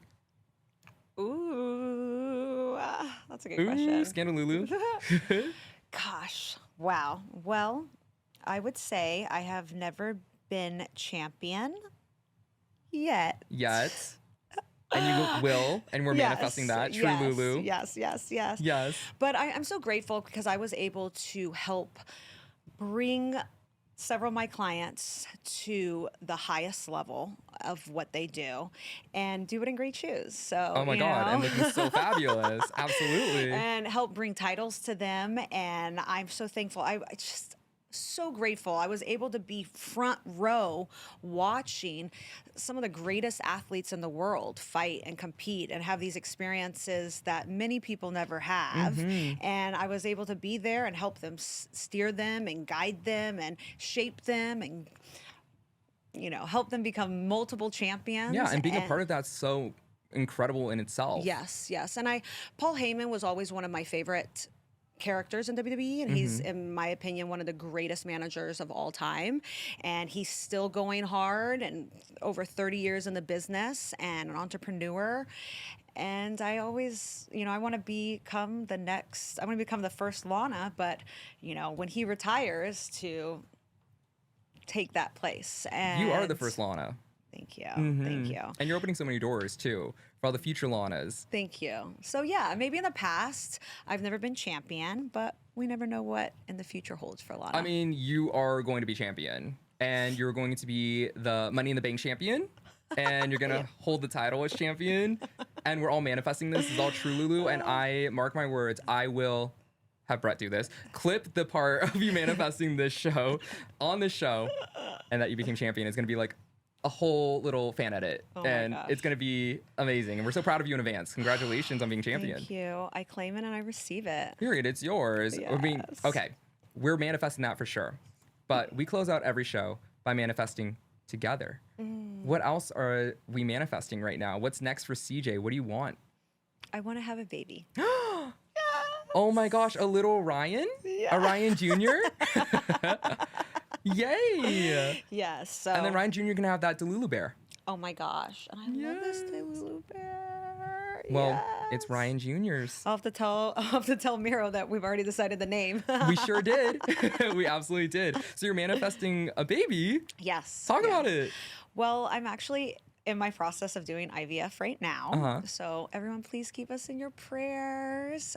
Yes, we've been trying to have a baby for a long time, and probably since I've been like 6 years now. Oh my gosh. And yes. So it's a journey. It is a journey. And so for everyone that thinks it's just easy for anyone to get pregnant, it's actually a miracle every time life comes into this world, 100%, yeah. And I think a lot of women, and probably men too, but a lot of women, we spend half of our life trying to not get pregnant. And then next thing you know, you're like, oh my God. Life is funny like that. Yes. And also, I think people don't realize it's like how many people really do fight, like really struggle with this, and people don't want to talk about it because it's good that you're being open about the journey too, because you're right, it doesn't have a lot of representation, or at least enough representation. Yes. So I did my first egg retrieval in January. Yay. And that was successful. And then and then my husband had his sperm taken and frozen a couple months ago. Yes. And then I just actually yesterday started the injections we're going to try IVF this time, and then unfreeze the sperm and my eggs, take more eggs from me, and then try for the embryos and pray and pray that we have children. Oh my gosh, Ryan Jr. is coming along. Yes. Absolutely. Well, I'm popping for that. Yeah. Yay. I'm taking all the positive energy, and it's gonna happen. It's yours. Yes. Yeah. Yes. It's happening, and it's. I'm so excited for you. Thank you. Congratulations in advance. Thank you. I'm coming to the baby shower. Yes. Yay. Yes. Oh, and yes. I'm gonna spoil Ryan Jr., y'all. Oh my gosh. Ryan Jr. will get all the Delulu merch. Ryan is a gender neutral name, by the way. It is. I'm stand on that. Yes. We can have a reveal party here. Yes. Oh my God. And our joint set. Oh hell yeah. Yeah. We'll squash the rumors at the gender reveal party for Ryan Jr. Absolutely. Yay. I'm popping for that too. Yeah. Yay. Okay. Manifesting a baby. Already yours. Congratulations. Thank you. Of course. What else are we manifesting? The success of Identity Crisis, which already exists. Oh my gosh.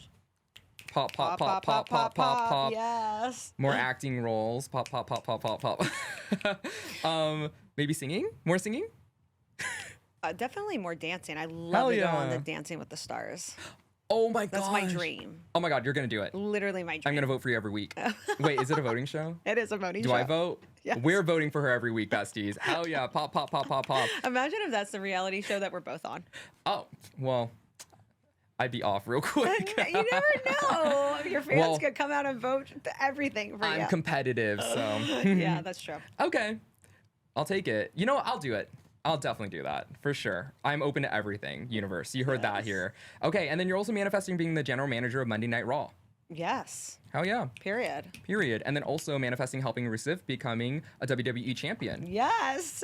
Period. Period. And Pop, also pop, pop. manifesting becoming a Money in the Bank champion. And then also manifesting the most viral WWE return in history. Oh my gosh. Yes.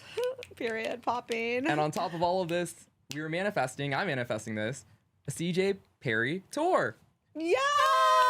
Yes. Oh my god. Yes. Yay! I just went down the wish list of everything that you want. And you know what? With your track history of being able to manifest everything in your life, I feel pretty good about this. I received that and I claim it. Period. And you know what? Fun fact, Lulu, actually a lot of my guests who come on the show experience unprecedented success after their episode comes out. Oh my god, that's I've noticed amazing. that. I've noticed that. Yeah. Oh my gosh. It's wow. so great. That's yes. incredible. And you're going to join that Yes. coveted alum and this. Yay, that's exciting. Okay, so we're manifesting all that, claiming all that. Yes, we're claiming it. We're claiming all of it. Claim. Manifesting. It's going to happen. Already happened. Yes. Claim. Claim. Delulu to trululu. And also I'm open to what's supposed to happen. Because I think that. like when we were talking about opportunities meet those who are prepared, and that's what luck is. Yeah.